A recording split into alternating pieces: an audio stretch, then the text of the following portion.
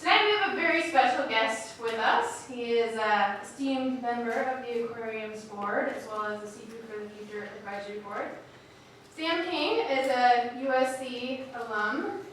He is an entrepreneur who has a network of seafood restaurants throughout Arizona, Nevada, Southern California, and now a new one opening in Texas. And I believe you just told me about another one that you had. Getting over Scott Seafood. Scott Seafood in Costa Mesa. So he's a growing business. He opened his first restaurant about 35 years ago. He was one of the first restaurateurs to actually take Chilean sea bass off of the menu after learning about the overfishing and illegal fishing practices with Chilean sea bass. He sits on the Wrigley Advisory Board. He has been a wonderful advisor to the Seafood for the Future program, and we're very excited to hear from his point of view as such a successful entrepreneur what responsible aquaculture, and particularly aquaculture in Southern California Bight, means to Sam King and his many restaurants and businesses. And I should also mention that he has a distribution arm to his seafood business as well. Tim, don't forget that announcement we promised we would make for Wade.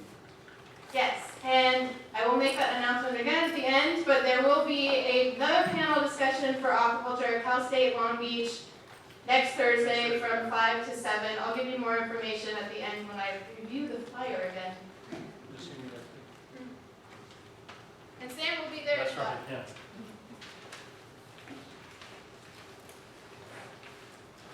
Well, thanks so much for having me. I'm always excited when I get an opportunity to talk about aquaculture and sustainability.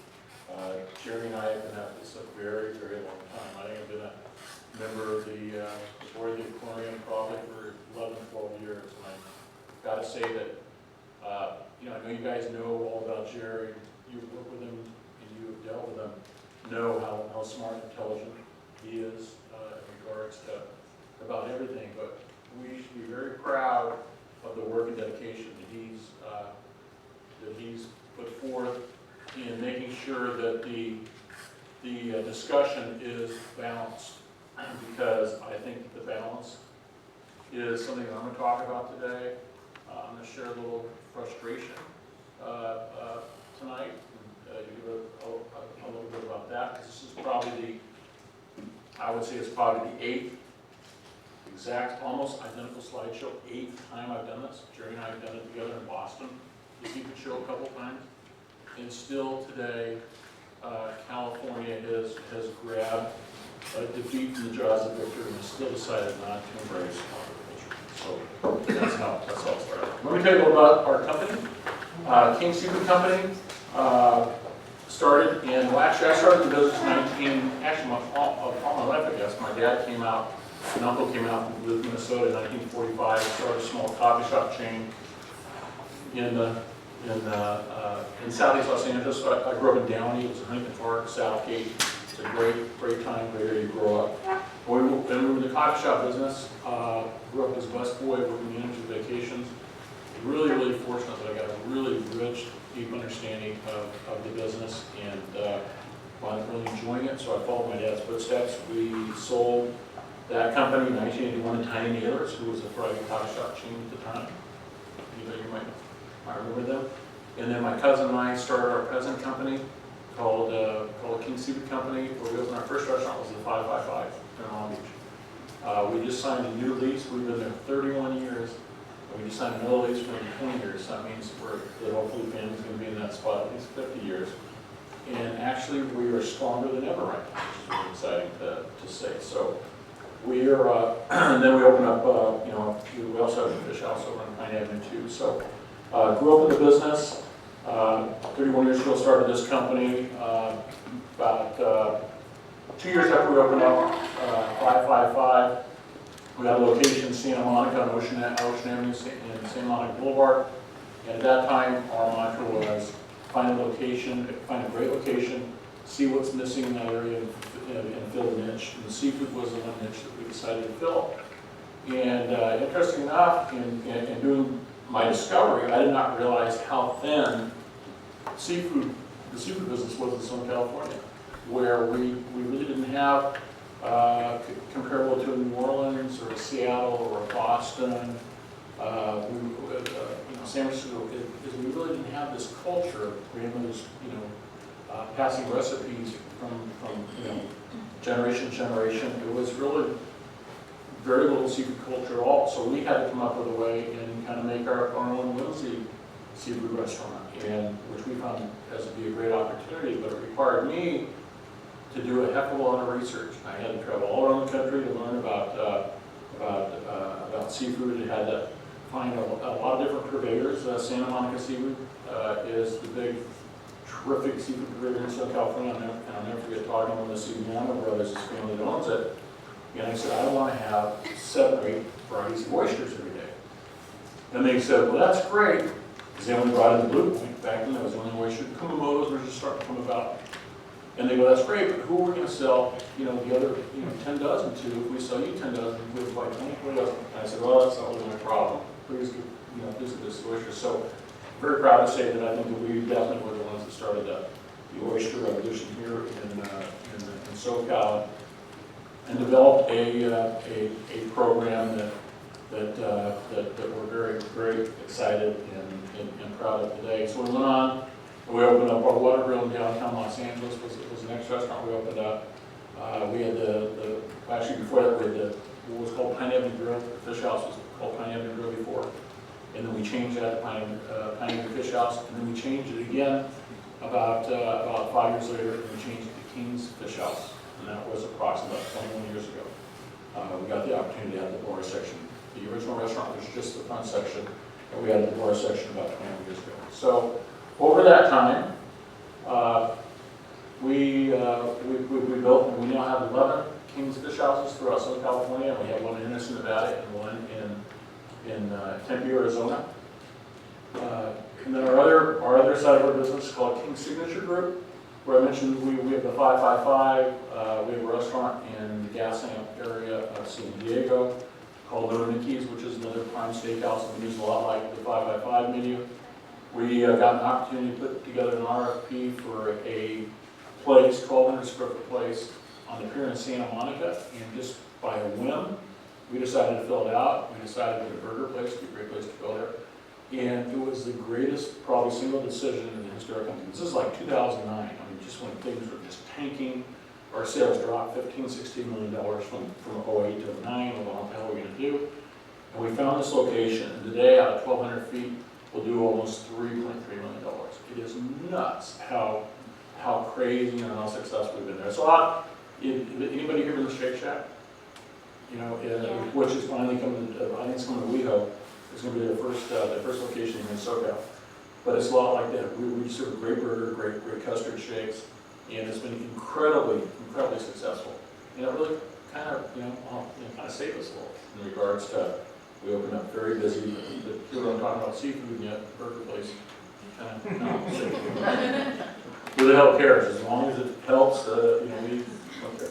And then we had the water grill. We had a very successful restaurant for 20 years. You guys talked, Michael Simmers, he was here last week, I believe. He gave a lecture, he wasn't in this. Oh, he wasn't in this last week, yeah. Michael actually worked for us for 6.5 years at Water Grill, was a terrific chef. Got us a 1-star Michelin star, and is just a terrific young man and a terrific cook. It really helped the restaurant a lot. About 4 years ago, as downtown was changing and growing, and the demographics it was becoming very exciting. We had a restaurant that was very stoic, good at front waiter, back waiter. It was pretty not continental, but it was very, very a little stiffer than it needed to be. So we remodeled it 3 years ago. And we haven't looked back, picked up sales 50–60%, and which made us very happy. And then we got an opportunity to remodel our Ocean Avenue seafood restaurant, which again, when restaurants are open 20–25 years, you got to change them. They have design changes about every 12–15 years. It's almost like a design changes with every recession. And I think the thing that's really happened during this recession is the advent of the gastropub, and this whole design, steel windows, the light colored wood beams, what have you, is the design is definitely transformed into that. We did that at our restaurant in Santa Monica, and we almost tripled business. It was another one of those very fortunate times in our business. We had an opportunity to take over the Palm again in the gas lamp area of San Diego. They closed a year ago, New Year's Eve, and we came in and remodeled the building and put a water cooler. It's a beautiful building. If you guys ever get a chance to go down there, you'd be really proud of a Long Beach company, based company. Originally, we did a really nice job there, and it's a really beautiful restaurant. So 3 Water Grills is, as I said, we're opening 4th in Dallas, probably November next year. Along with we just signed a lease and we announced it. We're taking over Scott's Seafood in the South Coast Plaza that will open mid-August next year. Big restaurant, 17,000 square feet, big monster place, outside bar, inside bar. We have just a terrific plan for the building, and we think we should be and hope to be very, very successful. One of the things that we did when the recession hit in 2008, we had 2 leases. We were going to sign a lease in Reno, Nevada, and a lease in Bakersfield. And it was very fortunate that I was just about 2 or 3 days from signing one of the leases and about 2 weeks from signing the other lease. So we saw the economy. The summer was horrible, and I saw writing on the wall. So it's unfortunately the 3rd time I've been through this. So we pulled both those leases out and we said to ourselves, let's finally do what we've always wanted to do, and that's doing our own distribution. And we had about a 15-year relationship with Santa Monica Seafood where we had our fish cutters were inside their plant. They would procure the fish. Our guys would produce it, which would portion it, and they would deliver it. Had a great relationship for a long time, but something that we always wanted to do. We always wanted to do our own thing. We always wanted to control the product from the water to the plate. And this was our one opportunity. So we decided to go ahead and take the money that we were going to allocate to build one of the fish houses, and we went ahead and leased about 15,000 square feet in Santa Ana, and we built our own seafood distribution plant. And today, I said the Criver thing was a great thing. This was arguably, I think, the greatest thing we've ever done, because it's not only an economic benefit to the company, but it's a spiritual benefit to the company, where every time that I go there, I'm still amazed, and I pinch myself that we have this facility. I was just in Dallas, checking out purveyors in Dallas, and kind of a funny story, even though we're going to send only 2 containers from here to Dallas, we still got to buy some local product there. So we went and visited the top 3 purveyors there in the city of Dallas, and our plant is bigger than all 3, which is a little scary, because we're here, we're putting this big grand seafood restaurant there, and there's not a lot of seafood being sold in that city. So we see it as an opportunity, but still a little scary. But the plant is beautiful, and I'll let anybody from the aquarium, and you guys would ever want to come by and take a look. It's Jerry's been there before. Tim's been there, right? You've been there a couple times, right? Right? Yes. Yeah, you're on. And it's a tremendous facility, and gives us a lot of control. Not only does it give us control for purchasing, but it gives us control over quality, and we think it definitely enhances our quality a lot in the company. We probably do not do a very good job in terms of letting people know that we have this facility, and that's something we hope to change here real quick. We have our home offices are in Costa Mesa, and we're on these negotiations right now in Irvine to do a combined plant where we'll have like 45,000 square feet under one plant, or the distribution center and our home office all in one, and we do a little seafood market in front too. So that's very exciting. But the distribution center, again, it gives us the opportunity to get as close to the product as possible. We are in the business of providing us high quality, and I'm going to use the word sustainable, but you guys will learn during the course of the talk. I think the word sustainable is the most overused word in our vocabulary today, because what's unsustainable is like this wide, and it just is, to talk about sustainability is, it should just be our way of life, right? It shouldn't be a word, it should be how we operate, and that's how we look at it from our own company. I mean, just a stupid thing that happened in our company is when we had started with our distribution plant, we decided to go ahead and put our cut fish in plastic containers, because it made sense for us, where we would put 8-10 portions in plastic container, because they go right from our gray box right into our cook's line, right? Makes sense, less movement, less step. As a result of that, we probably say 4 or 5 million cardboard boxes, nothing else. Again, because it's good business, that wasn't our intention to be like, environmentally friendly and sustainable. It was a result of good business. And I find that should be, and that usually is a motivating factor because it's good business. And I'll tie that into aquaculture as we go along also. We serve between 3 million guests a year. We buy 3.5 million pounds of seafood, and to put that in perspective, we are by far the largest user of oysters on the West Coast, maybe in the country, single restaurant company, maybe Red Lobster is just humongous, but they might sell more. But we sell, between 2.75 and 3 million oysters every year. And we're just a huge user of that. We're the largest users. We're probably the single largest user of spiny lobsters. We just started our spiny lobster season last week. We used to have it in all of our restaurants. We used to have it in the fish houses also, where the spiny harvest is about 850,000 pounds. We were 3% of that as a company 7 years ago. But what's happened is the Chinese have come in, and because they have such an insatiable appetite for high quality products, they come in and they offer guys, cash on the box, $19, $20. Well, before we paid $11, $12. So unfortunately, we cannot afford to sell them at the fish houses, but we do sell it at our water grill restaurants. And interesting enough, of that, about 65% of our fish is farm raised. I remember Jerry and I talking about the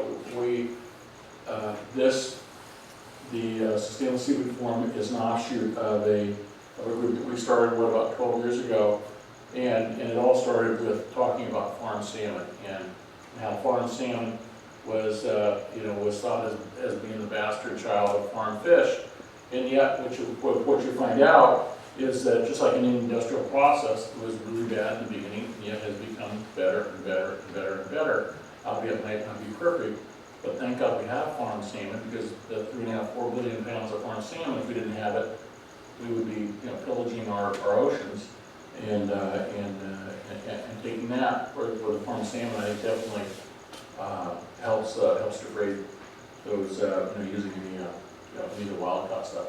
I think last year, Jerry did worldwide farmed is surpassing wild catch now. It equaled it last year. They equaled this year's farm has overtaken. So, I know we're talking a little bit about aquaculture here, and we're going to talk about aquaculture in Southern California Bight. But I also want to talk about mariculture, which is shellfish. I guess that includes shellfish and seaweed mariculture. Well, mariculture is marine aquaculture. Shellfish. So it includes all of them. Is that it's crazy when you think about, and again we started 12 years ago, it's crazy to think why California has not embraced fish farming. I'm always thinking, and again, it's part of my, I love the whole seafood thing, I'm passionate about it, I probably spend too much time with our plant, that's why it's a little hanging around there. But one of the big, very meaning questions I always ask is, where the hell is our seafood going to come from? And it's not only where it's going to come from, but will it stay affordable to people?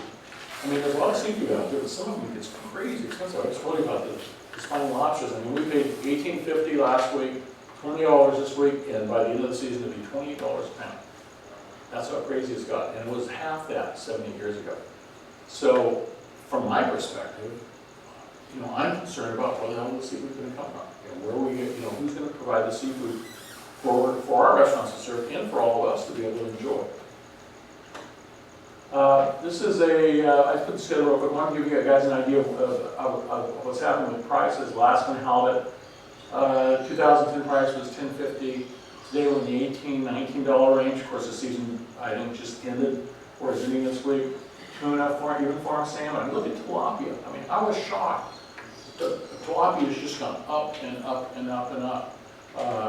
And trout, same thing with trout. Trout has gone crazy. It's no longer a portion of farm salmon is almost the same price as a portion of tilapia or trout. Who would have thought that Well, who would have thought that evolved, especially from, I'm looking at it going, wow, that is like just really, really crazy when you think about it. And again, if you think about sustainability, much larger than just some of the scope that it sometimes defined in. And we want people eating more seafood, right? From a healthier society perspective, what have you, seafood is obviously and definitely better for you. But if it's out of people's pocketbook range, I mean, that's not a good thing, from my perspective.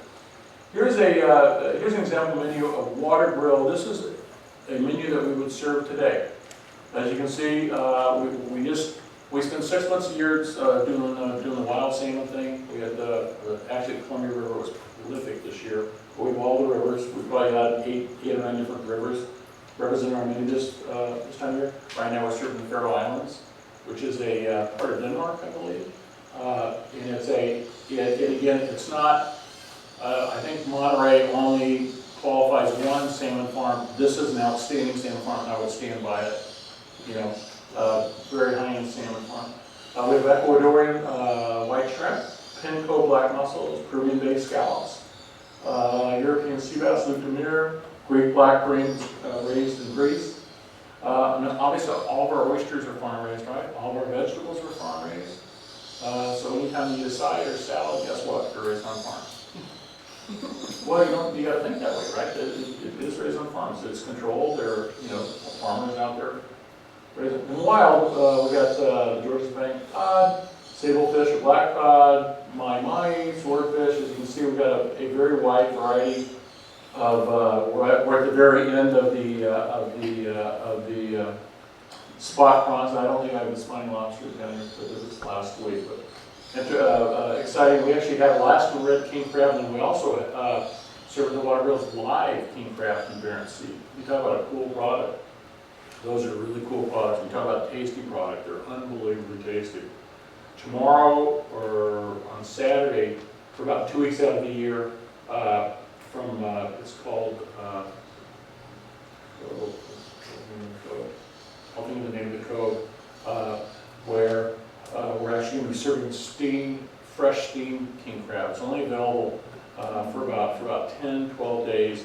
We've got about 500 pounds coming down, and we're really excited to be able to serve that, because that's a product, when you eat it like that, you'll never eat it better.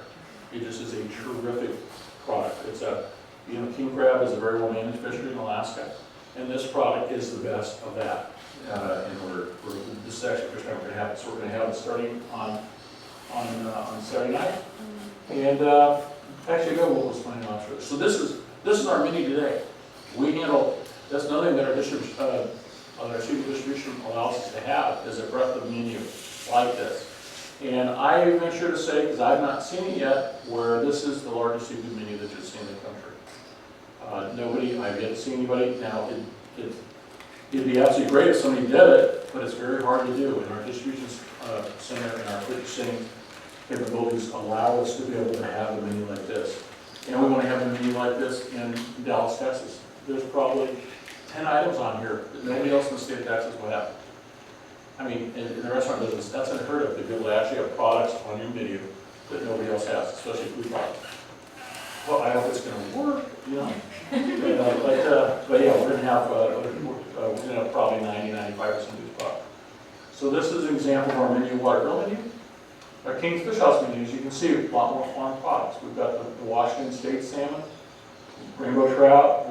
We serve wild shrimp at the water grills. We served a farm white shrimp at the fish houses. I've actually visited the farms and the processing plant in Guaymas for the shrimp that we have. And I got to tell you, from a naivety perspective, that when we went down there, I thought, oh, I see something archaic and something really bad. For this, that, and I was shocked. You know what? I was disappointed in myself because I went in there with incredibly poor preconceptions. And I walked out there, and there were like decent cars out there, and I saw people out there in nice vending machines, and I saw good-looking people out there working, walking the plant. It was just like walking in our plant. Terrific refrigeration, terrific equipment, made from Germany and Italy, all beautiful stainless steel, well lit. I mean, I thought, I don't know what the hell I was expecting, but I was not expecting that. And when you talk about sustainability, when seafood is so hard to handle that when product is handled properly, there's a lot that goes into making sure that product gets to the market in a quality manner. There's a lot of love, passion, and spirit that goes behind that. I have that in my sustainability bucket also, is that not one of the preconceptions that businesses only interested in pillaging the earth. I don't believe that's the case. When somebody can deliver a product, especially a seafood product, that does not get better with age, they've got a lot of passion and heart and want things to be around for their grandkids. The old United Nations, unfortunately I didn't put up a slide, but the United Nations basically statement is a sustainability statement is to make sure that the stuff that's here today is here for future generations. Basically, when you say that's correct what it says, that's what we believe also. And then you can see we have all the other oysters, and we have all the wild stuff too. So the swordfish, lobster tails, albacore, the American hardshell lobster. So the fish house has a very large menu in its own right.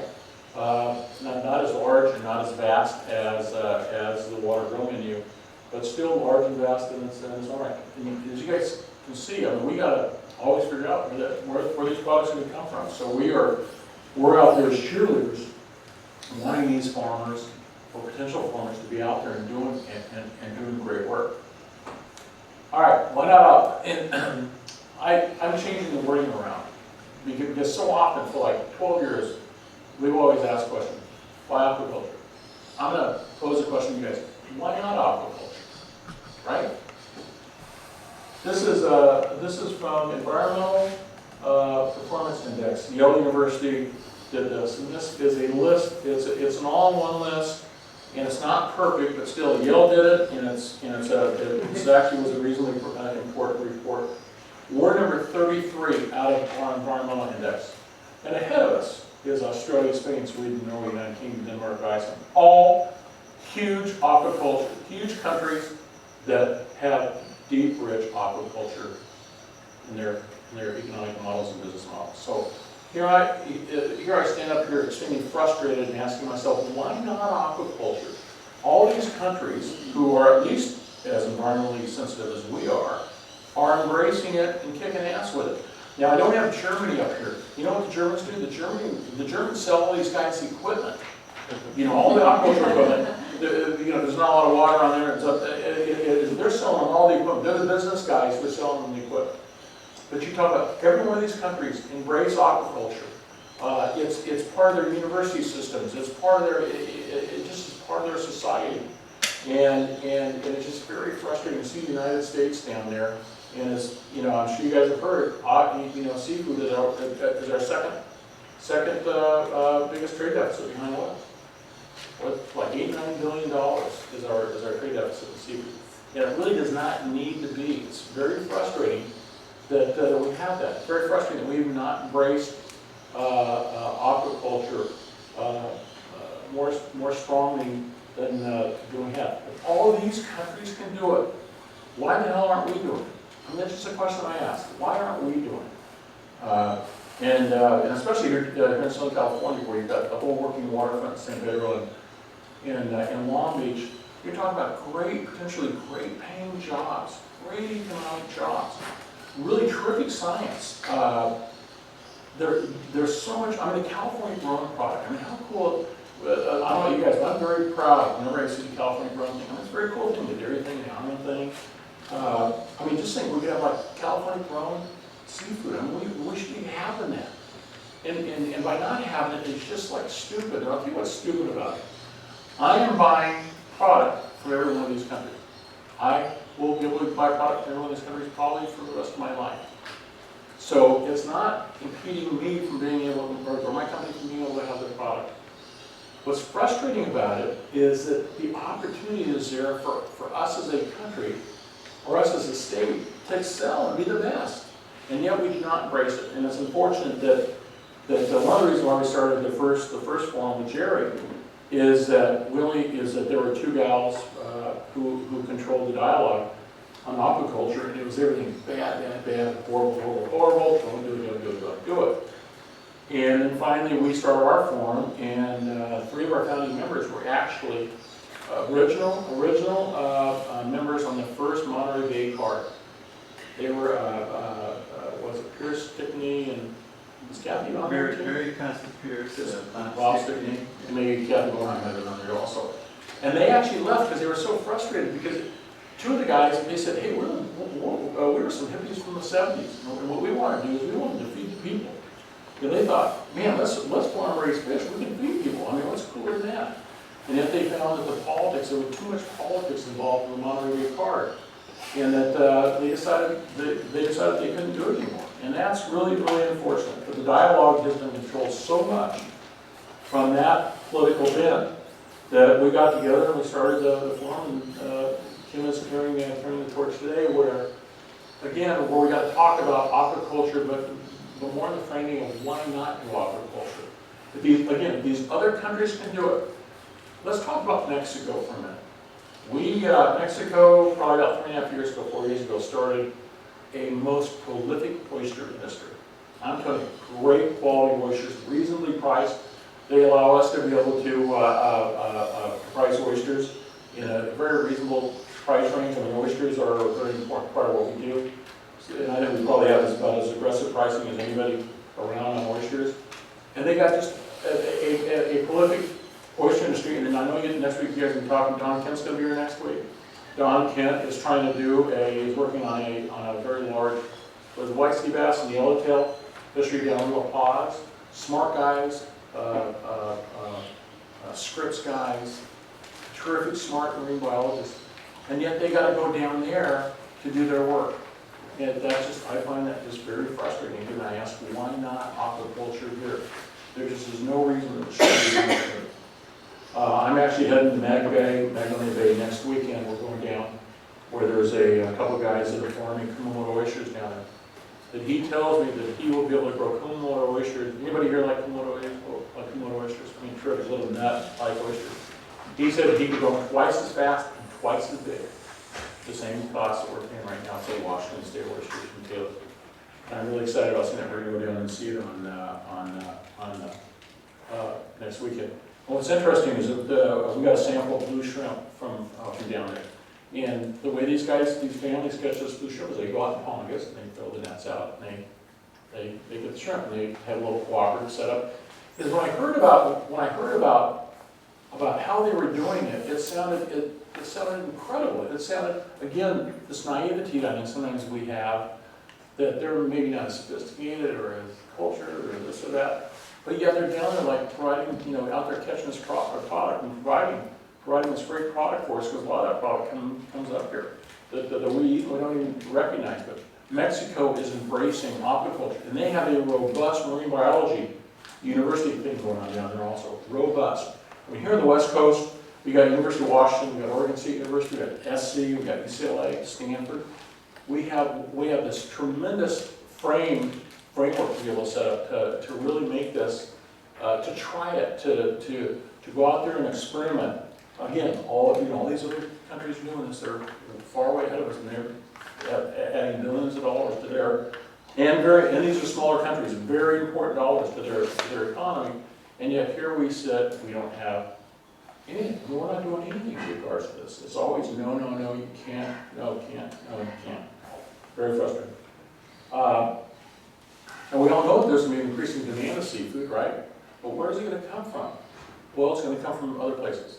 And Michael and I always, Michael Smith and I always have provocative, we've had him from the day he started to forever about these provocative arguments. He's not a big fish farming guy, but he'll fly something from Tanzania to serve in his restaurant. Says, Mike, come on, what about the carbon footprint? Let's talk about things holistically. This is very funny how people choose to include things that they kind of fits their own look like it's pretty normal, but it's kind of funny. But it is a crime that we do not have more of an aquaculture president.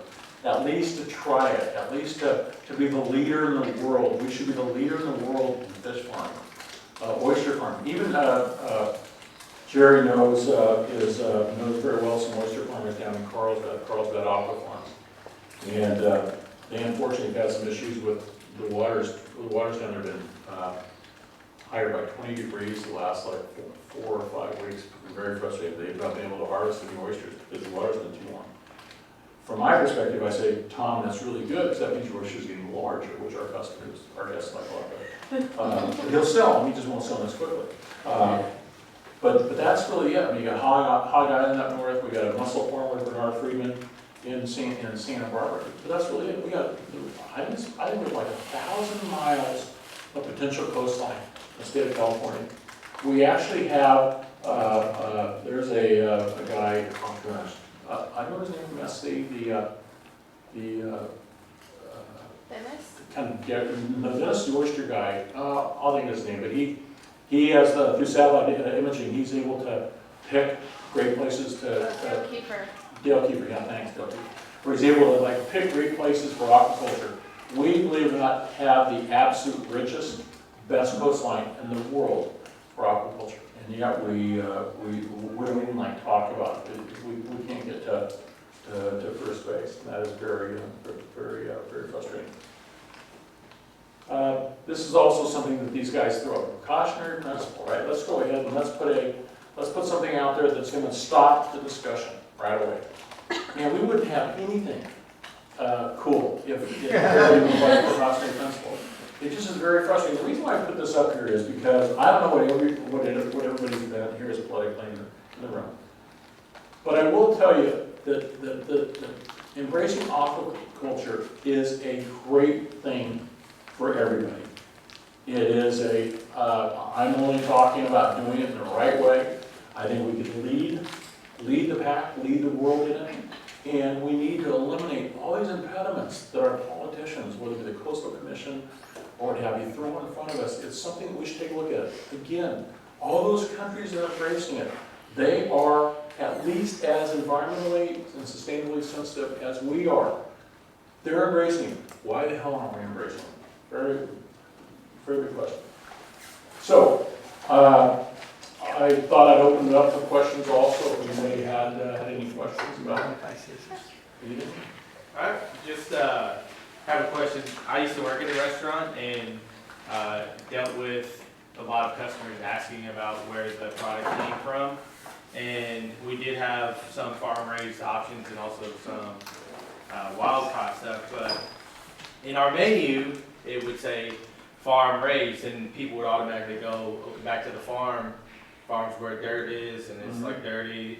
And I'm wondering if like changing the verbiage on your menu might change people's perspective. If you strike farm raised from your menu, put aquaculture or like. So we have farmed on there purposely because we embraced. You know, we about 9 years ago, one of the meetings we had at the group, they actually challenged me at dinner. I bought the dinner. Still challenged me. They challenged at dinner and they said, "Why don't you guys?" Because we were talking about all the produce and everything was farmed. And I said, you know, I'm going to make a decision right now that we will put wild or farmed in front of every one of our menu items. Not only that, but we also made a decision. Our company's always done this. Where provenance is very important. Provenance is where the whole thing comes from. You know, it's farmed white shrimp. You know, we call it what it is. And I will tell you what, everything on our menu is not perfect, but it's good enough. In my mind, my filter that I've gone to, it is good enough. We had a funny thing happen. Dennis Hedgecock, who's one of the smartest oyster guys in the world, had his students do they came and took some samples where they tested the fish to make sure it wasn't what it was. And he called me up and he said, you know, everything checked out, but I want you to know that one thing was very interesting. And that's what we're talking about. And he said, well, your sea bass was actually a larger Jewfish, which is the largest size of the sea bass, 300, 400, 500 pounds. And it's illegal as hell, right? And I go, well, you gotta be like kidding me. And so I called the purveyor and he goes, oh yeah, our guy from Mexico told us he thought it might have been, but wasn't real sure. That's what, and really, we're concerned about that, and it really pissed me off. I told him, I said, kid, that can never happen again. And that's somebody that works really hard on making sure that what we say it is, it is. And and it drives my menu guys crazy. I mean, we had 8 or 9 different salmons this year, so when the river changes, man, we change the river. When our black cod, and we go back and forth between Morro Bay, black cod, Alaskan black cod, sablefish in Washington State, we're changing. We change it as often as every day if possible, or if we have to, making sure that the nomenclature is correct. And that in itself is a high enough bar, and you guys should really want that. I mean, that's like one thing that's so frustrating is that there's a concept called California Fish Grill. You guys eating there? Really, really good price value, but I got to tell you, in fact, one of the big investment firms, Farmraised, who's a big restaurant investment firm, bought into them, and I shared it with the chairman. I said, you got to be really careful, because every time I go in there, they say the product's fresh. They haven't bought a fresh product in a long time. Most of it's frozen. And that's really bad for our industry, because they're saying that it's fresh, they're getting a high hydration in the guest minds of it being fresh. And that is really bad. That's not fair. That's not fair to the guys that work their ass off on trying to provide great quality fresh product. And we do some frozen product, but it just isn't fair. And those are things that I think the population should be like really concerned about, besides making sure that what you're eating is actually what they say it is. Because there's a lot of stuff that goes on that. It could be brown shrimp, it could be white shrimp. We had to buy some shrimp from India, some India white shrimp. Because the farms had white spot disease a couple years ago. That's the only product we could get. We went through it as quickly as can be, but I put it on the menu and said, you know what, we need to name it. It's all we could find at the time, other than $3 or $4 a pound. And it was during this recession, we just couldn't do it. And the product was great. See, our testing, when we look at product, we cut products all the time. And when we see our product, it's called finger pack. That's where the shrimp are uniformly packed and frozen. They were packed really well. They defrosted really well. The quality of the shrimp, very few broken pieces. That in itself tells me that producer is really good at what they do. They thought about, because a lot of times the local, for the first time about 10 years, we just bought about 15 ton of the Texas brown shrimp. First time in 15 years. And the reason why we didn't buy it before is because they did a crappy job handling the product. We got a bunch of broken pieces and no finger pack, just random pack, and it was not a very good product. They didn't handle it very well. Even though it was local product, absolute green as can be on Monterey Bay Aquarium. I would venture to say that this Indian shrimp was at least as good as this brown shrimp. They handled it well through all the value chain. They did everything to make sure that product came to us in top shape. When leaving here and we go, we're an advocate for aquaculture, what is the biggest argument that we might run up against? And That's a great question. what would you say? Well, the first thing is I think that the thing that we've talked about so long, and I think what this meeting's about, is we need to give it a try. There are good business guys, and I'd be one of them. I would be the first. I would start a farm here tomorrow. But it's such a pain in the ass with all licensing and what have you. We're investors in a project called KZO Mussel. It's called California Mussels. We invested with them on their first round, and unfortunately, the president of the company sold out the Coastal Commission, and it's doubtful he'll ever grow mussels. And it's because the Coastal Commission tied him up so bad and made it to where it's economically infeasible for him to be able to, it's a monitoring, I think that was a big thing that he had to, monitoring the cost is so prohibitive. That just, the biggest thing is, let's try it. Let's have 1 or 2 guys go out there and give Don Kent, who you can talk to next week, he'd be a great, I would vote for him in a minute. To a guy he's partnering up with, this guy named Neil Sims, who owned Kona Kambachi. You guys have read Kona Kambachi before? It's a high-graded yellowtail, great product. He grew it on the island of Big Island in Hawaii. So I think the best thing is just is don't squirm when you hear about aquaculture. But if we could get, that is a great question. I got to think about that. But if we could just talk a little more levelly and say, look at all these other countries that are doing it. I mean, there's the example for us.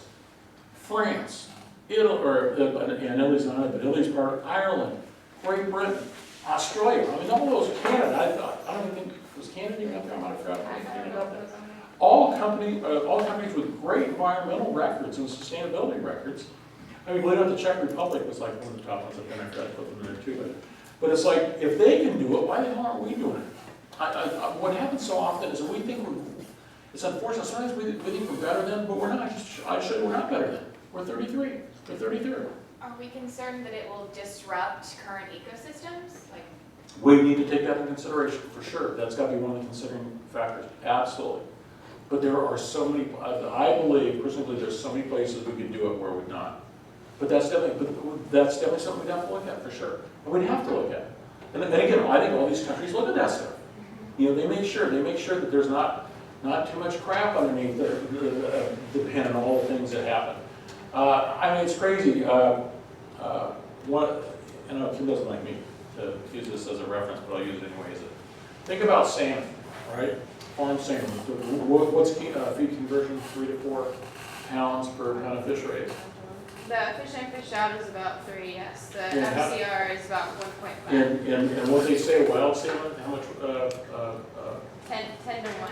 10 to 1. So think about that.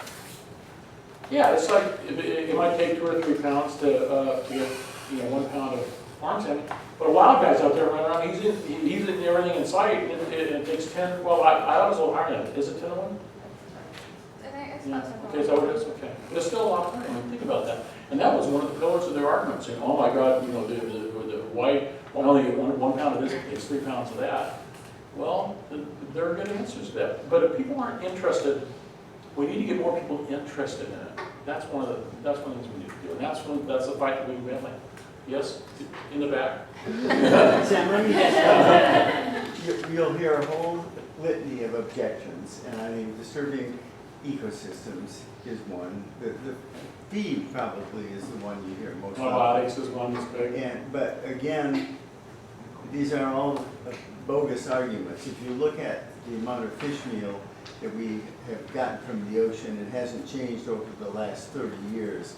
What has changed is how it's used. Instead of being used in chicken feed and cat feed and cattle feed, more of it has gone to aquaculture.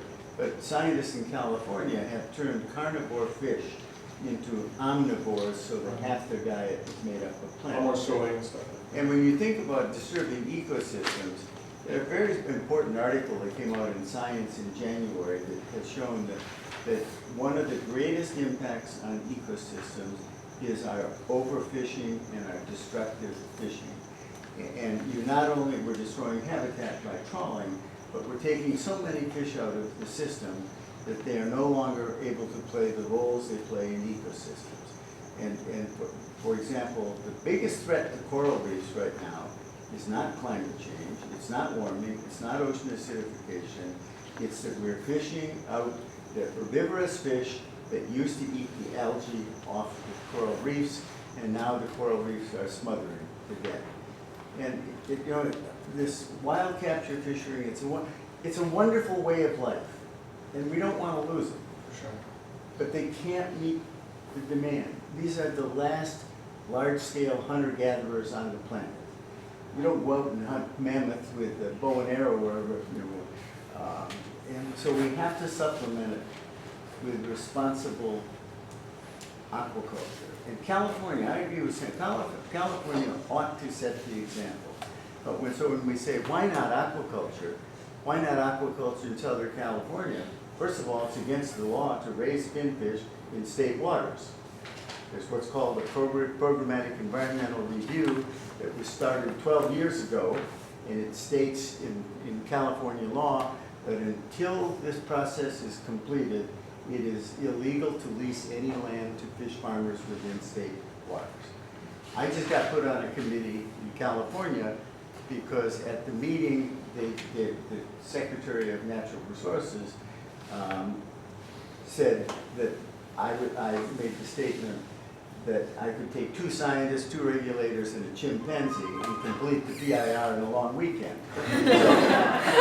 So he said, that's why I'm on, John Laird is the secretary, and that's why I'm on this committee. But it's ridiculous. It is ridiculous. And the problem in federal waters is there's no agency that can grant the permit.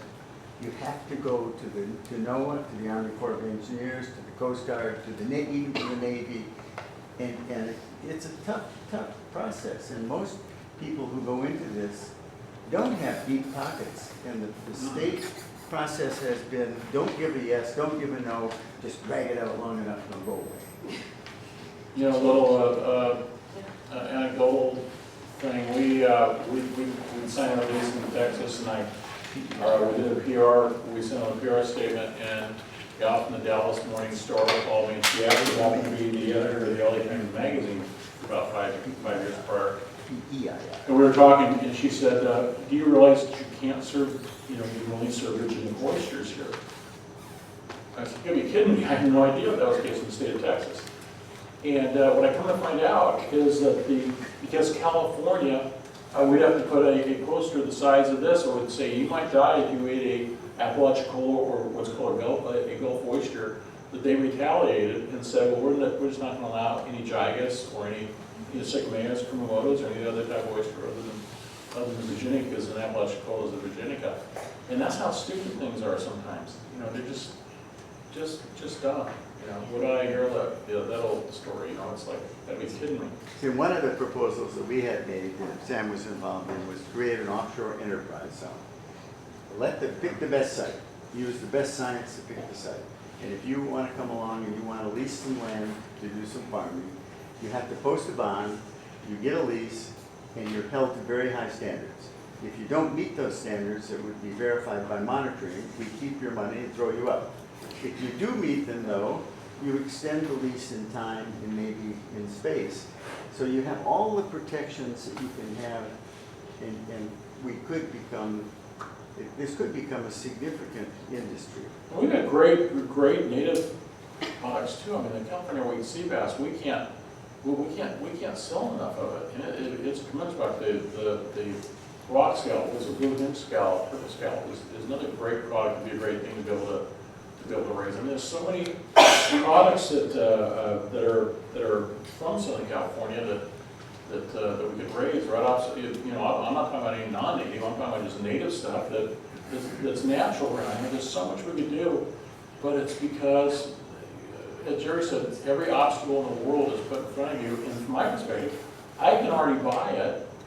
Why am I going to hassle? Well, the reason I'm here is it just pisses me off. It's just very frustrating that here we have this opportunity and it's a state where we got bifurcation. I mean, when we talk about wage issues and bifurcation and what have you, it's no greater than in California. And here we have the opportunity of having great jobs. I mean, we got kids on the dorm site board of counselors at SC, and I for a mentor program I interview the kids, and it's amazing how many kids would love to go marine biology and aquaculture, and then they can take classes with Marshall and science classes, and it just is really too bad where there's so much terrific brain power that we don't utilize at all.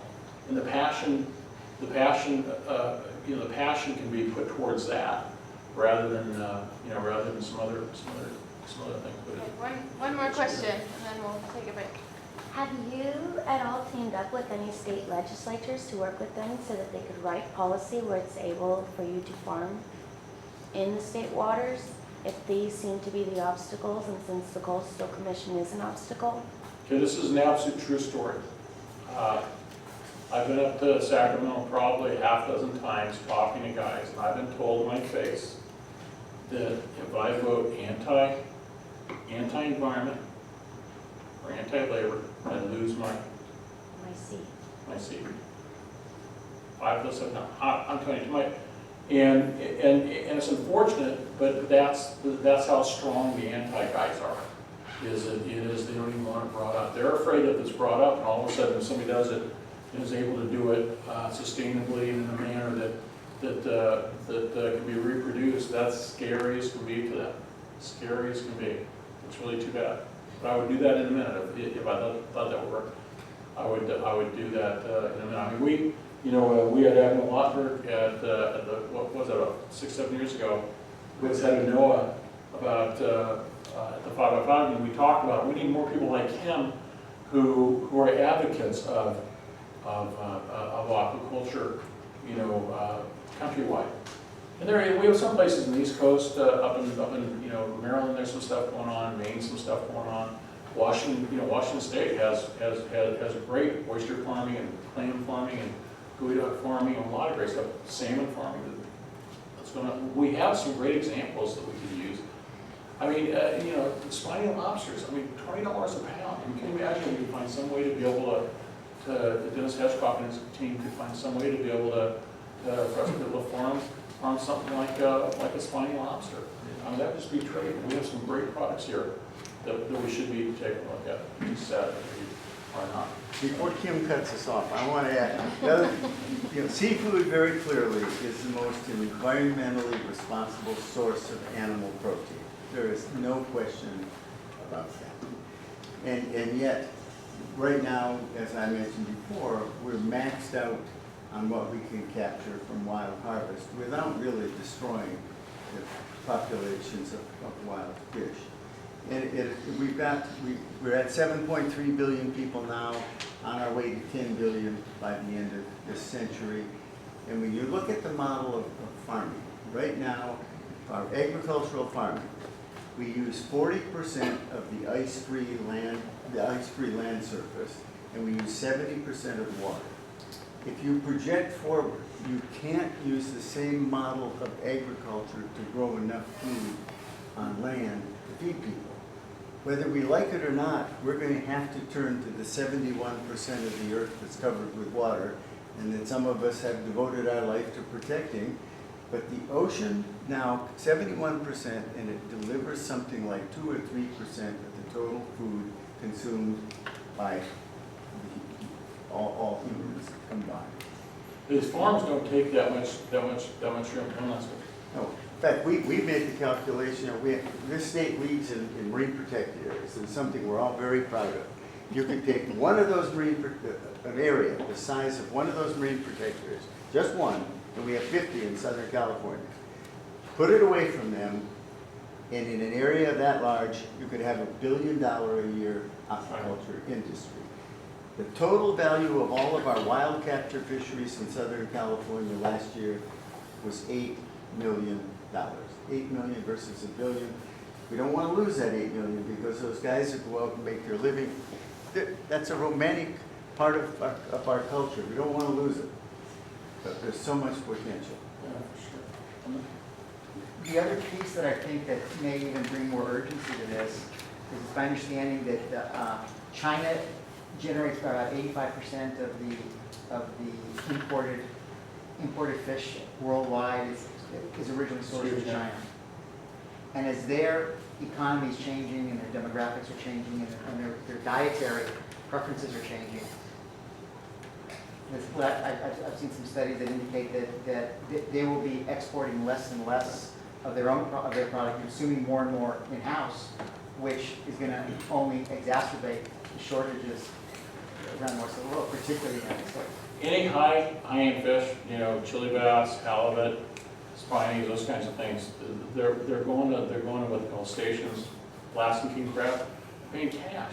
You know, paying these guys cash. I mean, it's crazy. Even down in Mexico, even in Mag Bay, there's a prolific spiny lobster fishery down there, and we talk about it because I'm really excited because it's the opposite season. I think that it's a longer season, I think, what we have here. And they said, you can't touch it because the Chinese are already in there, and they have their foothold in the market. You're absolutely right. They're voracious appetites, for sure. And as people get more sophisticated, I mean, what a lot of people don't realize is Wolfgang and fucking Spago opened like 32, 33 years ago. Think about that. And I always talk to my kids about this. The California cooking thing, California cuisine is only 33, 34 years old. You know, Alice Waters opened Chez Panisse 35 years ago, 36 years ago. So this is like a new phenomenon.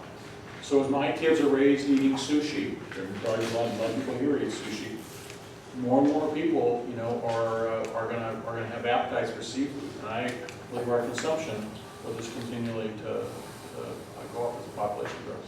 So, thank you very much. All right, I think we're going to get started a little bit early. All right, so in this lovely discussion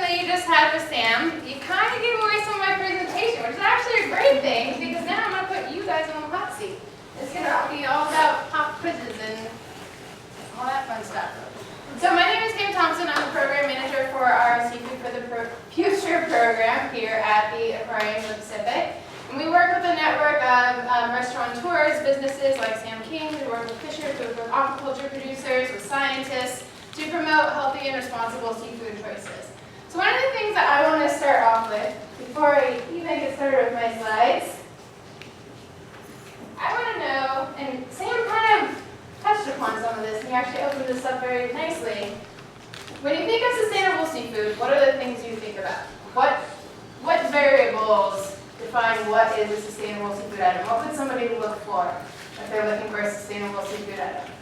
You could throw out any ideas you have. Good. This is more like a philosophical thing, but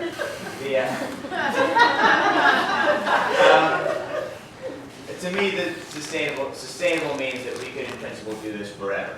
Whatever this process is we're doing, we could do it forever until the sun burns out and everything is fine. If it's sustainable, that's my criteria. Species and habitats are threatened.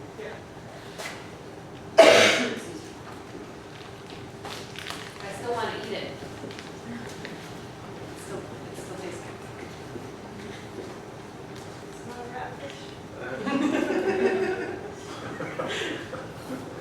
Who says that ratfish don't taste good? Everybody. Anybody else? No? Nutritious? Okay. And we're actually going to come back to this later, but how about if I show you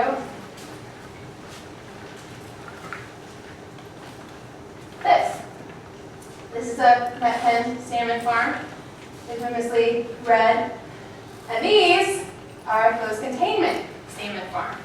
So if I were to ask you which one is more sustainable and why, does anybody want to? There's no right or wrong answers here, by the way.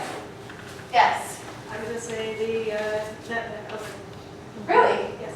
Why?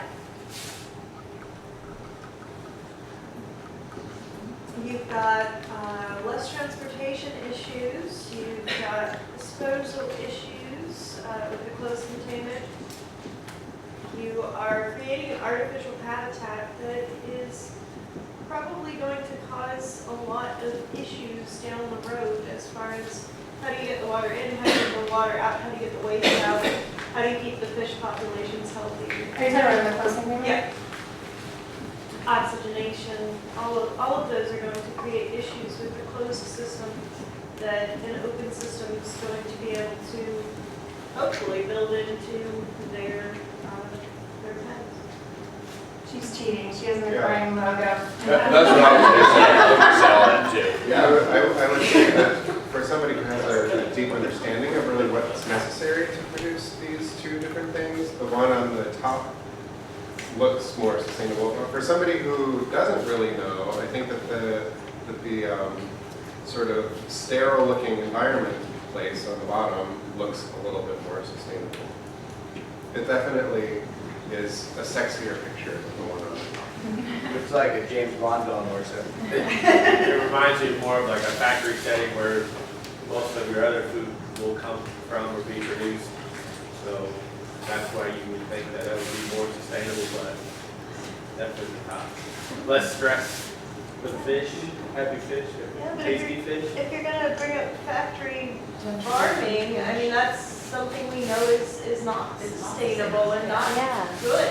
Really, that's definitely something we're working away from. I think that the closest we could argue that it's a controlled environment, and anything that we can control is sustainable. Also, the closed environment keeps contamination away from the open water in terms of depending on whether the fish in the net pen can get out or, you know, any other sort of contaminants cross barrier. Weather is a big factor in this one though. The top is most vulnerable to weather, inclement weather. Okay, so these are good.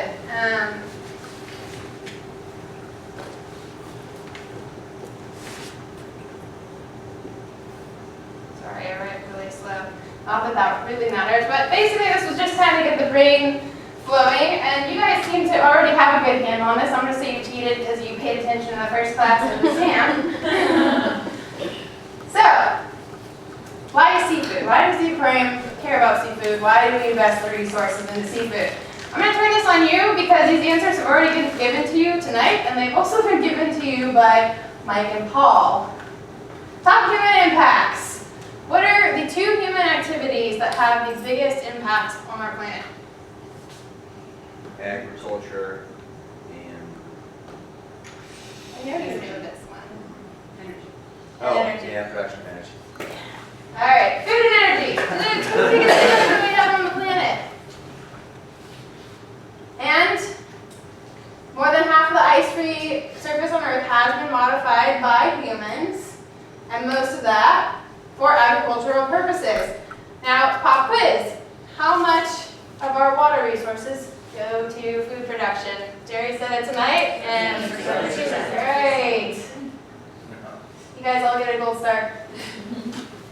So the population is going to exceed 9.5 billion by 2050. We have to figure out how to accommodate 2.5 billion more mouths to feed in about 35 years. That seems like a long time, but it's really not. And the question is, how are we going to do that? We're going to need to get boats. But we need to get a lot of boats. Everybody great with me? We live on a blue planet, right? As Jerry mentioned, we have 70% of the Earth's surface is covered by the ocean. So Jerry also gave you this answer. How much of our food supply comes from the ocean? Less than 2%. Okay, doing great. And as Jerry mentioned, fish is among the most sustainable forms of animal protein on the planet. I don't put my pointer here. Might be a little hard to see, but you can see the feed conversion ratio. So this is a finfish average, keep that in mind, and that also includes freshwater, which is why this consumption of water is a little bit higher. Marine aquaculture would be a little bit different. It still utilizes freshwater, but not as much. But you can still see the efficiencies. You see the food conversion ratio is 2.3 for the fish, the chicken is second at 4.2, and the beef is all the way at 31.7. Keep in mind this is kilograms. Protein efficiency, again, the fish wins at 30%. Nitrogen emissions and phosphorus emissions, the fish, and actually chicken actually beats it a little there. But you know, it's all about balance. We'll share with the terrestrial proteins. The land use, fish can be more efficient in terms of land use, obviously if you're going into the marine environment. And then consumptive use of fresh water. You see the beef up here is the little over 15,000, and the fish is at 5,000 again. That includes fresh water. And then bivalves are at 0. And they have a negative on nitrogen and phosphorus emissions. They actually soak up some of that, and they provide a net benefit. And we know that Miss Evelyn Spencer and our good friend Mike Ross tell us that we need to eat more fish because it is good for us. This is a study that was done in Nature 2014. It's global diets that link sustainability and human health. And what you can see here is you have a vegetarian diet, a pescatarian diet, and a Mediterranean diet. Vegetarian does include eggs and milk. Pescatarian obviously adds the fish to the vegetarian diet. And Mediterranean adds a little bit more fatty oils, and it also adds some meat. But the difference is it has a separate layer on the pyramid that still eats more fish, and then the meat is very small on the top. So what you can see is that the pescatarian and the Mediterranean do very well. Vegetarian does really well as well. But eating fish definitely has a net benefit. But we're not doing a very good job in the US of eating more seafood. We've still got beef up here, 63, what is that? I don't know if that's pound or not, but there's 63, yes, it's pounds, thank you. And then the fish is about 16. It's actually it dropped to about 14, 15, I believe in 2014. So we need to eat more fish. This is a global total fish consumption per capita. You can see in the yellow here, the US, so we are a top consumer of seafood. We are number 3 behind China and Japan. If you look at China all the way over here, so we actually rank 93 in the world for our seafood consumption. We're consuming 21.7 and that contributes to 7.4% of our animal protein supply. In contrary, you've got China, and China is about 71.2 kilograms per capita, and that contributes to 18.2% of their protein supply. Number one is actually the Maldives. They're eating 164 kilograms per capita, and that contributes to 72.4% of their animal protein supply. So you can see that fish is important globally, but we need to do a better job of eating more domestically. So we need to eat more of the right types of seafood, but what does that mean? How do we do that? How many of you read this book? Great book. Great book. So I have to say, there's a comment he makes at the end of the book that really resonates with me. And it talks about every time he mentions that he wrote this damn fish book, that people always ask him, what fish should I eat? And it really annoys him. And I gotta tell you, I feel the same pain. I realize in the job I'm in, I understand why people ask me that question. But is it really that simple? And the answer is no. It is a wicked problem. Seafood is. A wicked problem is a problem that is difficult or impossible to solve because of incomplete, contradictory, or changing requirements that are often difficult to recognize. Now, to be fair, whether or not it's a wicked problem depends on what context you're looking at it in, but if we're looking in the broader context of how to determine what is sustainable seafood and what isn't, I would argue that yes, sustainable seafood in general is a wicked problem. This is a survey that was conducted by the Global Aquaculture Alliance and the Fishing Co. Now, I have not read the full report of this yet, because they have not yet released it. It will be released at the Global Conference in Vancouver next week. But what we can see from this is something that we have seen historically in surveys over the past 10 years. So what you see here is the green is most important, yellow is somewhat important, and red is slightly or not important. Price and quality are number 1 and 2. That is something that is common across surveys over the past 10 years. That hasn't really changed. That's something we need to consider when we're looking at sustainability and how we look at the context and scope through which we're looking at sustainability. And Sam touched upon this too. He will keep buying the seafood that he buys. And yes, he cares about sustainability, but that is not his top motivator for purchasing. He needs to know if the price is going to fit. He needs to know if his consumers are going to eat it. Is it of good quality? Specific to the farm seafood, we've actually had some improvements here. 88% of people had a positive view of wild seafood and 53% of farm seafood. So there's still a gap there, but it is actually improved. 15% preferred farmed fish, 29% preferred wild fish. There was actually another survey done by NPR though last year, and half of the people surveyed, and keep in mind this is a survey of 500 people, the NPR survey was over 3,000 people. More than half of the people said sustainability was not important in their purchasing decisions. More than half believed that wild was healthier than farmed, and more than half were not willing to pay extra for a branded sustainable seafood item. This is important when we're looking at the bigger picture of what is sustainable and what is not. So you guys know these. Are you guys familiar with these? Anybody? So our MSC, this is Wild Only Marine Stewardship Council. This is their sister product for aquaculture. It's called the Aquaculture Stewardship Council. And this is best aquaculture practices from the Global Aquaculture Alliance. These are all certifications. They differ from these programs, hopefully you guys know these guys, which are seafood advisory programs. So these programs make recommendations. In Fishwatch's case, they really just kind of inform you about the seafood choices. But they're not a certifying entity. So that's slightly different, although Seafood Watch is moving into that direction currently. And somehow I did that twice. These are your organic labels. You may have seen the USDA organic in the news. They are working on a draft, and it's currently in comment period for aquaculture in the US. And then the Canadian organic label has actually already gone through, and there are products from Canada that are coming into the US competing with US products, which is why they really want to pass this as soon as possible so they can compete with the label. And then you have some international labels, Natureland, Global Gap, Friend of the Sea, World Wildlife Fund. You don't tend to see these too much on seafood items here in the US, but they are key players in the global seafood industry. What do you do with all of these? Can I do on a screen? Thanks for my screen.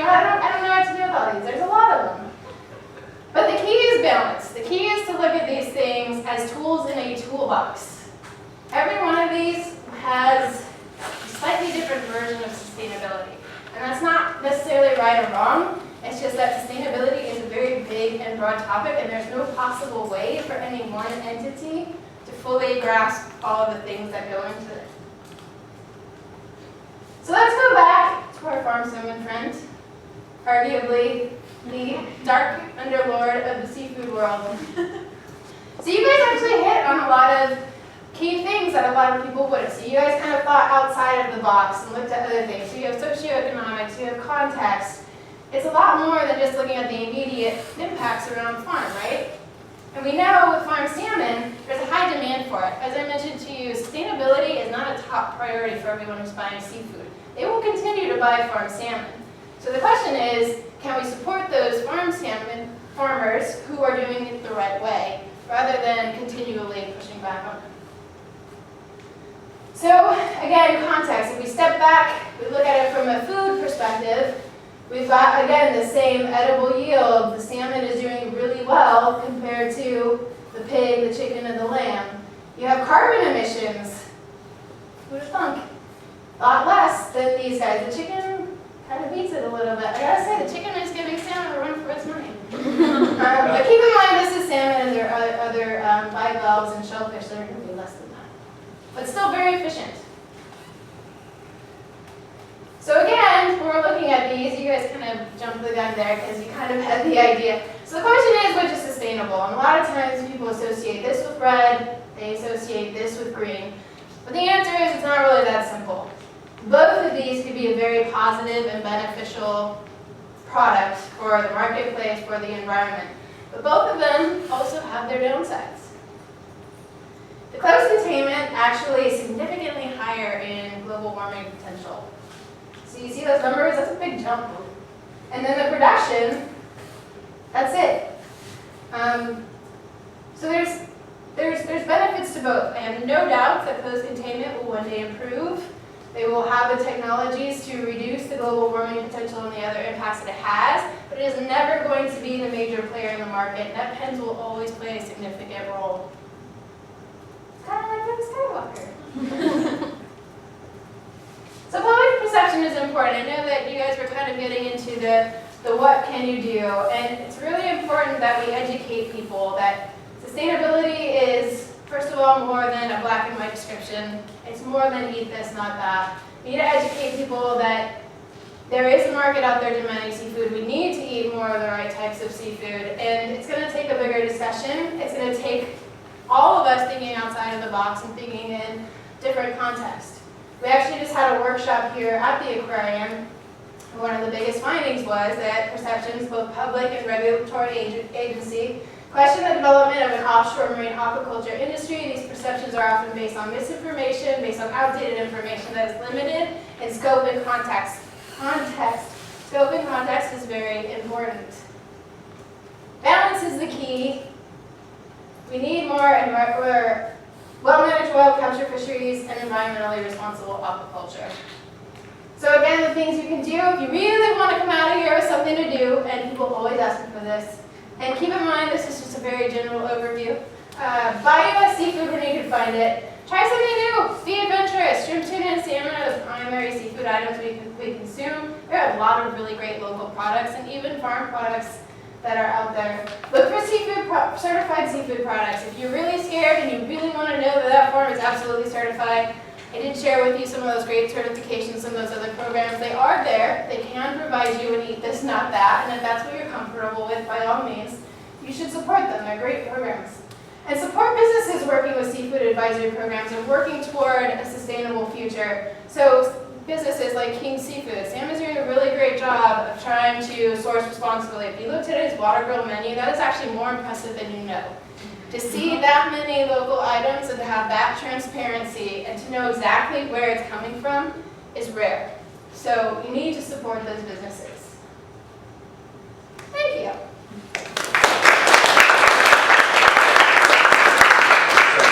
Jump in my question before you pause it over. How dare you? Maybe I didn't read that graph correctly, but based on the graphic, the comparison you just showed between land-based recirculation and net pens, there were no advantages on that chart to land-based recirculation, as I can see. Well, there are in that it is not connected directly to the environment, so it can reduce disease and escapes. But as Paul Olin mentioned at the last meeting, they have best management practices and technologies to greatly reduce that in the wild anyway. The only thing that you can't really reduce in the net pens, other than great husbandry and keeping the fish healthy, is if a disease event were to occur, they're still connected to that ecosystem. Right. I mean, and these are like, I mean, almost all of those like orders of magnitude difference. Yes. And this is never really shown in the argument when people argue for that side. And again, I'm not arguing against that side because recirculating systems have advantages and in their capacity. And actually, all salmon farms start out in these recirculating systems. The first year, they are all here. It's years 2 and 3, so it's a 3-year grow-out cycle. But yeah, I mean, it's not black and white. It's not red or green. And that's the point of this slide. Does that marine net pen, do those numbers on the side average in the first year taken from land-based recirculating, or is that? Yeah, so it's a life cycle analysis. It's the life cycle of the salmon. Okay. Mm-hmm. And can I ask a question regarding the slides? On the slide where it compares the chicken to the salmon, is that,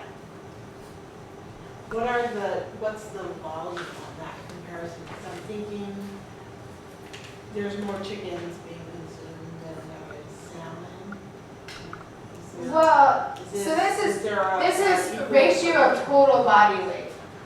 So it's a ratio of Yeah, so it's like an equal. one, yeah. So what do we look for when we're looking for the certified, when we're at the grocery store? Well, so it depends on your priorities for sustainability. So if it's really important to you that you know that that specific farm is sustainable that you're buying from, I would look for the certifications. Best Aquaculture Practices, Marine Stewardship Council, Aquaculture Stewardship Council.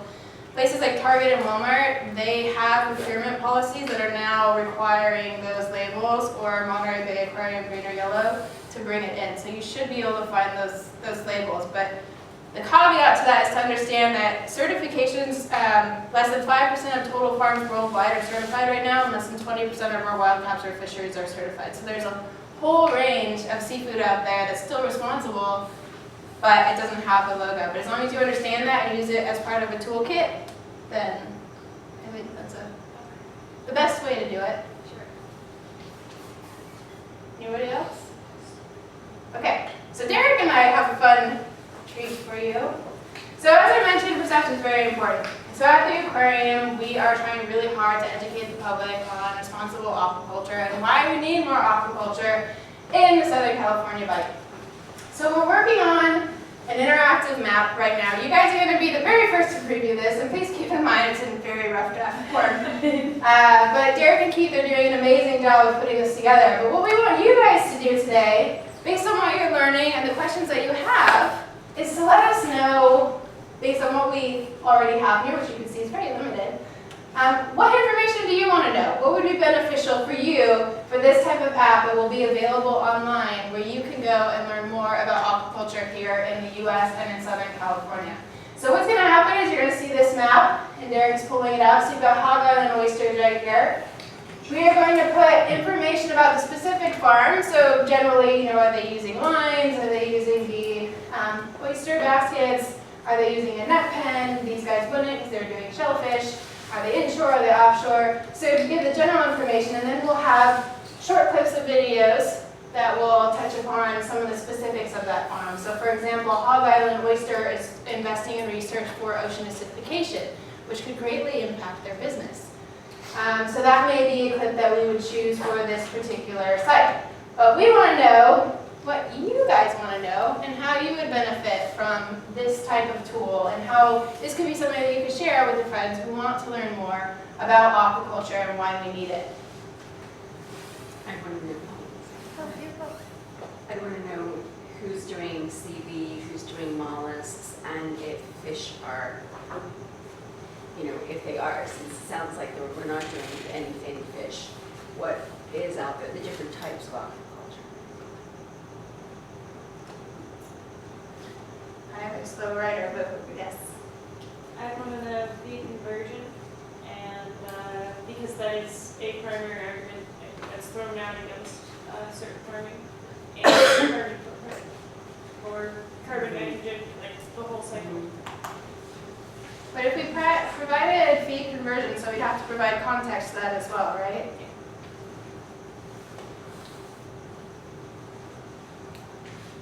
Yes. You first, then you. All right. I guess I know you guys. I mean, I know this is the exact problem, but as a consumer, I want one easy number, like a score.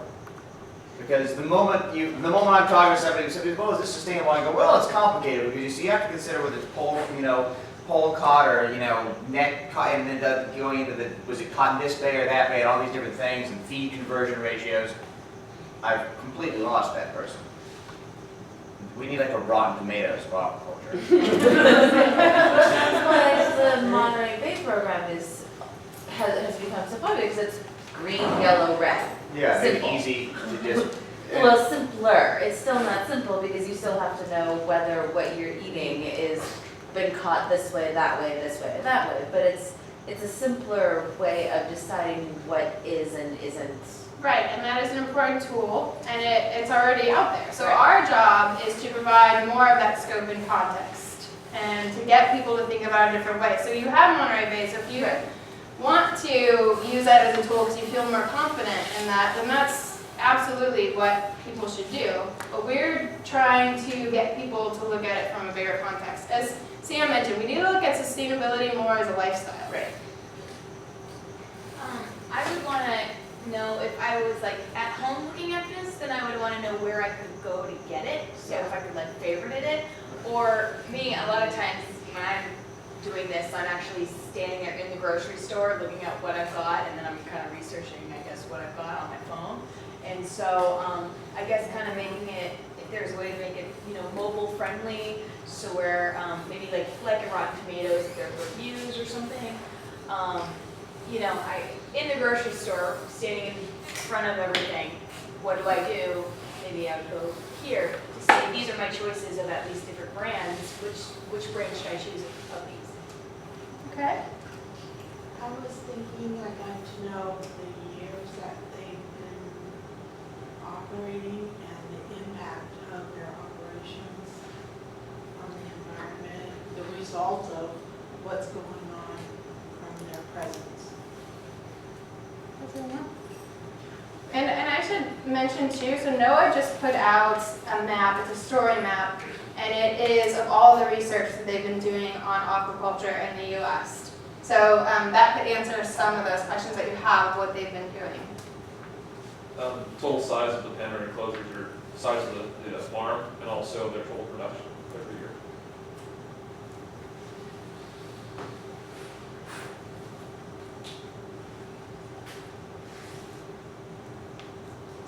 Was the idea that this is an app, or a mobile app, that somebody's That was not the original idea. It's a different question. I guess there's kind of like something else developing out of this now that I'm hearing all this, but it originally was intended to just show people that there are aquaculture farms around the US, and this is what they're doing right now. Just a kind of an educational thing, because people have no idea that this is happening. Yeah, So it's that more was- like just to give them Yeah, I a think that's the like, objective. That was going to be my this is the answer. environment. My next question was that depending on who the end user is or who's using this as a tool may determine some of those next steps, right? Right. So you keep saying context, and I completely agree, but there's not a lot of context to this. You just open it up. So, depending on who's using it, what the end goal is, if it's somebody, so that if the end user is a consumer in a supermarket or at a restaurant, that's a really specific end user. You can really design it for that end user. But if this is to just speak to, did you know, kind of like bigger awareness? It's more like a virtual field trip. So you go there, you see what they're doing, you see some video clips, they walk you through their farm, and then hopefully you're wowed that you didn't realize it was there and you didn't like. So with that, I would say that you would need to have some more, you would need to have some more tools that sort of describe some of those things, sort of speak to terminology and explaining it at a higher level before you get down to some detail. In layman terms. If this was originally designed to identify the specific aquaculture locations in North America, which I think is great because most people have no idea that there's anything here. And then you've got the person in the consumer or the market or the restaurant who kind of, they decide that they want to order whatever, what kind of fish it is or shellfish. Open up their app and they see all the farms that are in North America. And they can ask the market, hey, do you carry product from any of those farms? Because I would like to see my choices be domestically grown. I think you could really actually serve as a really good marketing tool to stoke the demand from the markets and from the restaurants as the customers direct them to these locations. Does that work? I mean, what would Sam say about that? Does that work? Like pressure from consumers asking those questions? Well, consumers absolutely do, but enough of them have to ask the question. So, like he said, for him, it's price and quality, and will his customers buy it? And if customers aren't going to buy it, he's not going to carry it. How long has Aquarium been in business, and if they've been successful by looking at out here in California? I'm not sure how long they've been in business. Do you know? Yeah, they've been in business probably 12, 15 years. They're very, very successful, but up in Northern California, they don't sell much product down here. I'm Googling them and I'm not getting any feedback on them. That would be useful data in this situation to see, because that's in California, it's aquaculture. You're saying you're not finding them? I'm finding them, but they're not, that's why I'm asking the question, because it's not telling me anything about what they're doing. I think that So are you imagining this as being like, okay, I'm sitting at home and decide that I, as just not as me, not as an aquarium employee who already talks about this all day long, but as just just an average person, and thinking I want to read about, I've been through this aquaculture thing, I'm read about, oh, here's a resource, I'm going to flip through this. Or is it like I'm at the market and I see seafood X on the shelf, and I want to look that up and see if it's a potentially good choice. It's not really a marketing tool. But I do like your idea of it informing people and driving them to the market. So it isn't really a marketing tool, it's more of an informational tool to provide the context so that people can make more informed decisions. I heard an NPR thing about aquaculture. What is that? Yeah. Right. And like you mentioned, a lot of people don't even know that these facilities exist right here in the marine environment in the U.S. And I think if we understand and learn more that these are actually here and they've been here for a while, and our ecosystem is not blown to smithereens, that it could be a benefit. Since most people don't know, some people don't even know that our oceans are overfished. So it'd be nice to have a little, this is why this is good, because our oceans are overfished, and this allows us to save, X amount of populations, and allows these populations to regrow and save the coral and do all these beneficial things. This is why our aquaculture is good, and then you can show the examples of the aquaculture in North America.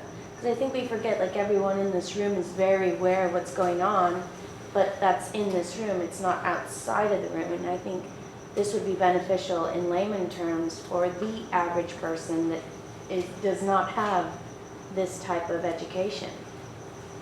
Good point. Sorry, I could talk 4 times. I think, I was going to say, I like the idea of the videos and kind of getting a tour through the different facilities. I think that'll kind of give a good window into isn't this cool and look at what we can do with this. But I agree. I like the what's the benefit to the ocean? How is this affecting that? And then what's the benefit to me by by doing it this way, but I think, you know, it's a good hook to say like, hey, if you want more information about sustainability in general, maybe look at, you know, X, Y, and Z, but it's a good, you know, starting point of, hey, I never knew this was out there, and here's where I can go for more info.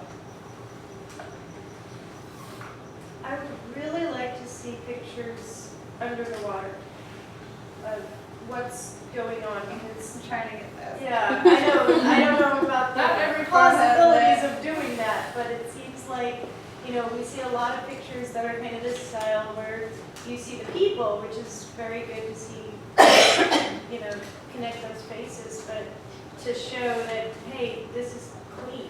Yeah, and one of the first things when I was talking to Kim about this, first thing I asked for was like, do they have live webcams? Oh, yeah. I think like a live view into a farm would just be an interesting thing to watch. This is the process and over time too. Yeah, unfortunately, the farms here don't tend to have them. Salmon farms do, but the farms here didn't have that. There needs to be an animation on, like, way back in the 70s when Francis Moore LeFay wrote Guide for a Small Planet. There were little, you know, they showed how much land cattle took up, how much water. And I don't think people comprehend, they really don't understand the graphs. And there needs to be some visuals that people could see how much land, water, cattle's used, how much protein you're getting from them. Something, it could be in a cartoon type form, animation, but of all the different foods we consume. And I mean, that's really valuable. But the comparison, And the price per pound. the comparison, like a similar scale on like land-based to like a top farm. I want to know how and why the farm got started. Like, we heard last week about Maryland, they were losing their fisheries, so they started farming. That speaks to me. I want to know how So or that's the why. background story. Yeah. Because What's that, guys? I think it shows like the necessity of it. I was also going to say it would be nice to know whatever farm you're looking at, also information about the species they're farming, their life history, where they're coming from, if it's a local product, or if it's, you know, grown like a different species from like elsewhere. Just a little bit about what they're farming and I guess connected to the process too. Are you ready for this, Derek? You got your work cut out for us. The other thing is, what question is in my mind when I'm sitting at home that this will answer, and how long will it take me to answer that question using it? You know, that's my biggest, like, why is Wikipedia so popular? I know there's very conflicting views about Wikipedia, but people like it because then it's like, I want to know about something, and I go look it up, and I'm like, oh, there it is, right there, found it in like 10 seconds. It's really fast. I mean, if I want to explore aquaculture, this might be useful, but I would actually be worried about putting too much information in it because I'm going to get lost in the sea of information because I go. And so, what's the objective of the thing, and is there a question that exists in a person's mind that's plausibly going to lead them to this? Well, And how much time do you really have before they decide to go look elsewhere in the other 50,000 search results? the first home we envisioned this living on was up at the hydro wall as an interpretive tool to talk about. That's a different case, Yeah. yeah. And then we said, well, We got like 30 seconds. maybe this should go on the web. So it's Yeah. kind of like evolving, and it still is tonight, which is great. So these are all good suggestions, and please don't be offended. Some of these might not make it for exactly that reason. We're going to have a very short span to capture them, but it's still great to get these different ideas and what you guys want to hear, because even if it doesn't make it onto this map, like your animation idea, I think is a great idea. I don't think it would be a part of this, but I do think it can and should maybe be a future project that we work on. Are you stop taking suggestions? Well, I was gonna say I'd like to see the process from like the facility to the table. Like I want to see that, how it goes, like the time frame of the grow out period, and then, you know, the harvest time, what happens there, and then packaging, and then now I'm eating it. Story of aquaculture. And then you could maybe do, yeah, exactly. Well, then you could maybe do the animation thing with that too, or a video would be even Yeah, better. There was one similar for, the port did one about the kids' shoes, right? They followed the shoes all the way through to the store and put them on. Or the Yeah. story of I Scott. thought that. Yeah. That's a great one. I think that no matter where this is, being able to put in your zip code and figure out where I can get this, I think will give me, I mean, the whole interactive fun of this thing excites me and so much that I want to do something about it. And if I don't know what to exactly do then out there about it, I think it'll lose interest and lose spot in my mind. But even if at the hub I can plug in my zip code and it says, you know, some places that maybe might sell that, well then next time, you know, I'm gonna go shopping, I can actually do something about it so that I can be part of it and tell more people about it. I kind of just want to know what I can do, because the information is good, but it's almost crippling. I want to do something about it. But that's be a very difficult amount of data to build into this, as opposed to people seeing something on the site that piques their interest, and when they go to the fish counter, they ask me about it on the counter. Hey, you know, I saw this. You know, do you guys carry it? And if so, why not? And can you get some for me so I can try it? Because those guys, those folks respond really well to consumer inquiries. As a young person, I'd be those directions, because I just go to the store and if I don't see it, You just keep going on. Those simple directions of go to the fish counter.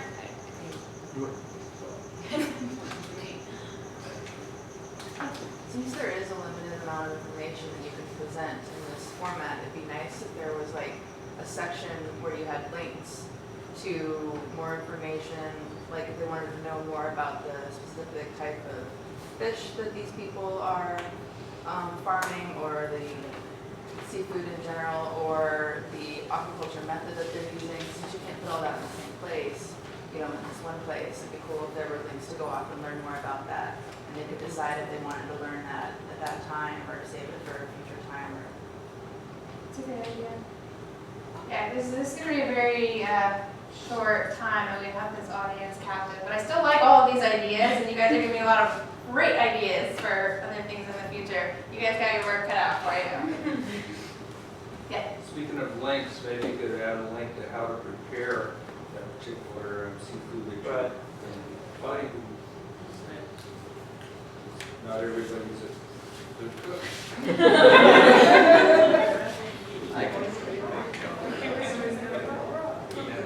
All right.